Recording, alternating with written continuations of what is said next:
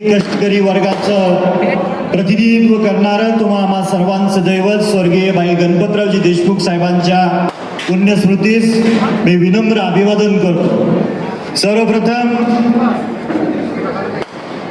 या कार्यक्रमाचं आणि शेतकरी मेळाव्याचं आयोजन केलं त्याबद्दल तालुका चिटणीस सन्माननीय दादासाहेब बाबर, शहर चिटणीस सन्माननीय विजयजी राऊत आणि पुरोगामी युवक संघटना आणि संघटनेचे सर्व पदाधिकारी, तालुक्याचे अध्यक्ष सन्माननीय दीपकजी गोडसे यांचा अंतःकरणपूर्वक आभार मानतो। या मंचावरील सर्व उपस्थित सर्व मान्यवर, समोर बसलेले सर्व वडीलधारी मंडळी, माता भगिनी, तरुण सहकारी मित्रांनो, आज आपण शेतकरी मेळावा ठेवलेला आहे आणि या शेतकरी मेळाव्यामध्ये बऱ्याचशा काही आपल्या शेतकऱ्यांच्या मागण्या आहेत। त्या अगोदर नगरपालिकेला जी आघाडी केली आणि आघाडी केल्यानंतर आपण त्या निवडणुकीला सामोरे जात असताना आपल्याला आपल्या पॅनलला पराभव स्वीकारायला लावला। त्या सर्व पराभवाची जबाबदारी मी स्वीकारतो। आघाडी करत असताना ग्रामीण भागातल्या पदाधिकाऱ्यांना आणि कार्यकर्त्यांना चर्चा करण्यासाठी आम्हाला तेवढा वेळ मिळाला नाही, त्याबद्दल दिलगिरी व्यक्त करतो। पण शहरातली निवडणूक होती आणि शहरातली निवडणूक असल्या कारणाने शहर चिटणीस, तालुका चिटणीस आणि शहरातले सर्व पदाधिकारी यांच्यासोबत चर्चा करून तो घेतलेला निर्णय होता। हे सांगणं, तुमच्या समोर मांडणं हे मला गरजेचं वाटलं म्हणून मी मांडतो। आज आपण मागच्या वर्षभरामध्ये या विधानसभेच्या अधिवेशनामध्ये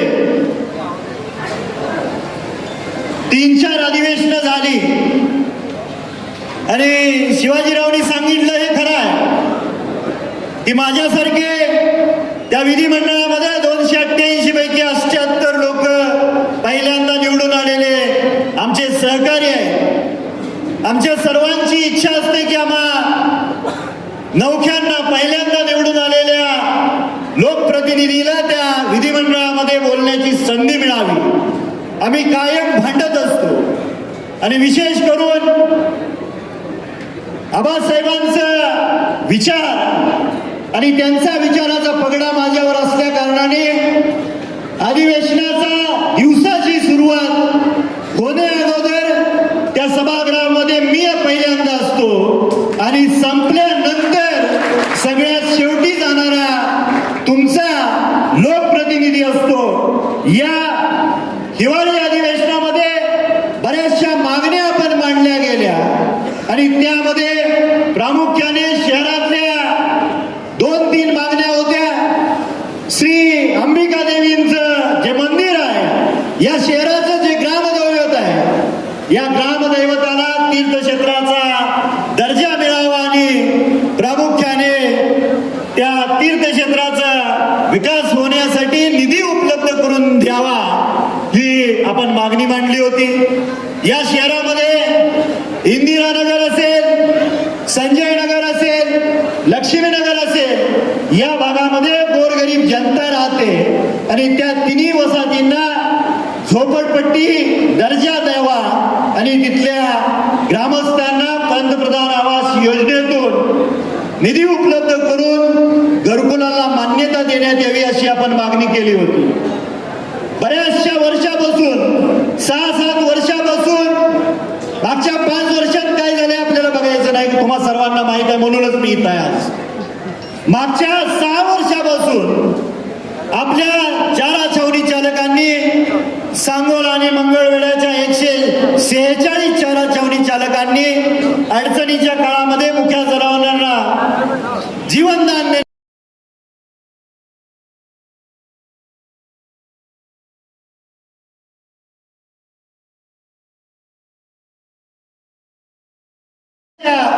योजनेच्या अंतर्गत महान आणि कोरडा नद्या या प्रामुख्याने आपल्या तालुक्यातून जातात आणि त्या नद्यांवरती बंधारे बांधून ते भरून देण्याची मागणी आपण केलेली आहे. सन्माननीय जलसंपदा मंत्री विखे पाटील साहेब आणि सन्माननीय देवेंद्रजी फडणवीस साहेब या राज्याचे मुख्यमंत्री यांनी आपल्याला विश्वास दिलाय की तुम्हाला जास्तीचं 5 TMC पाणी या तालुक्यामध्ये पुढच्या काही महिन्यांमध्ये मंजूर होणार आहे आणि या भागामध्ये जे काही वंचित क्षेत्र शेतीच्या पाण्यापासून राहिलेलं आहे ते वंचित क्षेत्र निश्चितपणे भविष्य काळामध्ये वंचित राहणार नाही. आज या जिल्ह्यामध्ये बरेचसे शेतकरी मका हे पीक घेतात आणि आपल्या भागामध्ये मकेची लागवड जी असते पुढच्या 2 दिवसामध्ये मका खरेदी केंद्र चालू होते. त्याचबरोबर डाळी निर्यात केंद्रासाठी आपण मागणी करूया. टेंबू म्हैसाळ असेल, राजेवाडी असेल, हिरा उजवा कालवा असेल आणि सांगोला उपसा सिंचनचं जे अर्धवट काम आहे ते सुद्धा लवकरात लवकर पूर्णत्वास जाणार आहे. पण या ज्या योजना आहेत यांचं जे शेतीसाठी मिळणारं पाणी आहे त्यांचं आवर्तन आहे ते निश्चितपणे वेळेवर येईल हा विश्वास मी तुम्हाला या शेतकरी मेळाव्याच्या निमित्ताने देतो. आज शेतकरी मेळाव्याच्या निमित्ताने सर्व कार्यकर्त्यांनी विविध वस्तू या शेतकऱ्यांना लकी ड्रॉच्या माध्यमातून देण्याचा एक संकल्प केला. त्यामध्ये स्प्रे पंप असतील, शेतकऱ्यांना रात्री अपरात्री दारं जावं लागतं, मोटर चालू करायला जावी लागते, त्याच्यासाठी 5,000 बॅटऱ्या त्या रात्रीच्या वापरासाठी आपण देणार आहोत. आणि विशेष करून नंदूभाऊंचं मी मनापासून आभार मानेन की या भागातल्या शेतकऱ्यांनी सेंद्रिय पद्धतीने शेती करून स्वतःच्या कुटुंबासाठी लागणारा जो पालेभाज्या आहे, फळभाज्या आहे त्या सेंद्रिय पद्धतीने पिकवाव्या याच्यासाठी नंदूभाऊंनी एक संकल्पना मांडली की आपण गांडूळ खताचं बेड या शेतकऱ्यांना लकी ड्रॉच्या माध्यमातून देऊ करू. त्याचं कारण आहे मागच्याच काही दिवसांमध्ये नंदूभाऊचे स्वतःचे पुतणे हे कॅन्सरच्या दुर्धर आजाराने त्यांचं निधन झालं. ज्या कुटुंबामध्ये कॅन्सरचा पेशंट असतो त्या कुटुंबाला त्या आजाराचं महत्त्व कळतं. तर आपण सर्वांनी आपल्या कुटुंबामध्ये कॅन्सरचा पेशंट तयार होण्या अगोदर याच्याकडे गांभीर्याने लक्ष देणं गरजेचं आहे. आणि ज्या काही समोर येऊ घातलेल्या निवडणूक आहेत, बरेचसे कार्यकर्त्यांचं जे काही म्हणणं असेल ते मी पूर्णपणे शांत चित्ताने ऐकून घेतोय. मागच्या काही दिवसांमध्ये गट वाईज आपण मिटिंगा घेतलेल्या आहेत. दोन गट आणि एक एक्स्ट्राचा गट बाकी आहे.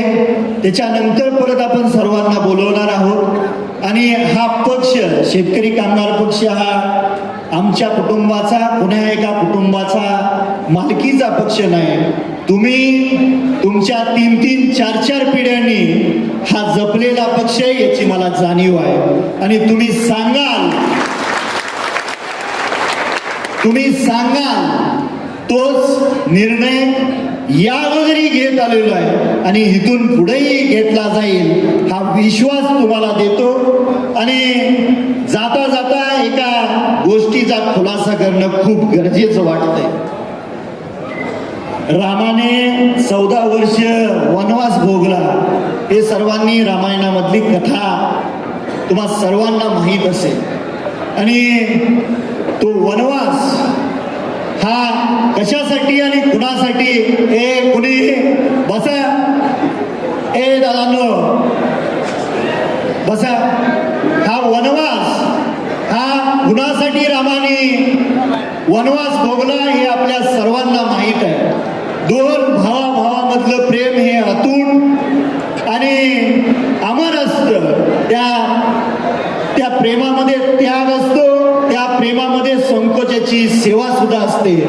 पण जर कुणाचं ऐकून हे पवित्र नातं पवित्र कोण करणार असेल तर त्या पुढं माझा नाविलाज होणार आहे, हे तुम्ही सर्वांनी समजून घेणं गरजेचं आहे.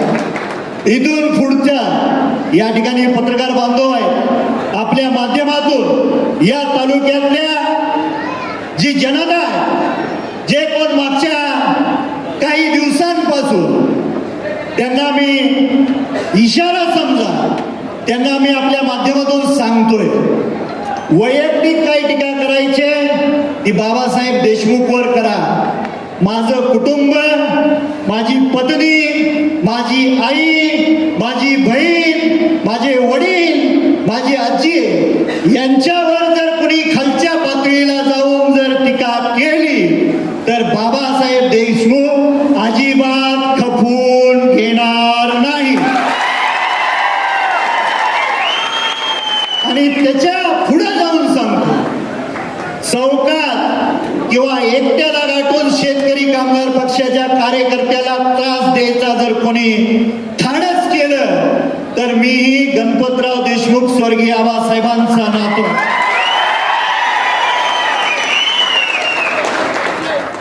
आणि मग मी एक शेर लिहून आणलेला आहे.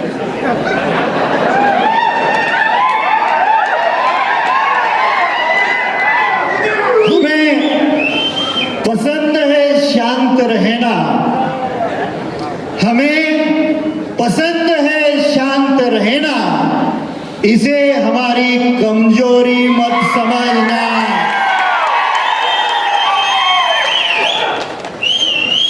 आबासाहेबांच्या काळामध्ये जुनी पिढी होती आणि या तालुक्यामध्ये आबासाहेबांनी सर्व जाती धर्माचा सलोखा ठेवून या तालुक्यामध्ये गोरगरीब कष्टकरी वर्गाला शांततेत संसार करता यावा याच्यासाठी कष्ट घेतलं. आज जर कोण कुठं बैठका घेऊन, कोण कुणाला फूस लावून जर कोण कारस्थान रचत असेल तर बाबासाहेब देशमुख एकटा खंबीर आहे ते कारस्थान मोडून काढायला. कारण ही परिस्थिती मागच्या 4-4.5 वर्षापासून मी शांतपणे समजून घेतलं, संयमाने घेतलं. पण ज्या वेळेस माझ्या खाजगी जीवनात, माझ्या कुटुंबियांच्या खाजगी जीवनात खालच्या स्तराला जाऊन जर कोण वक्तव्य करत असेल तर भादराव हा शेतकरी कामगार पक्षाचा कार्यकर्ता आहे. आणि कुणाला जर वाटत असेल की तुमची दादागिरी चालेल, मागच्या वर्षभरात निवडून आल्यानंतर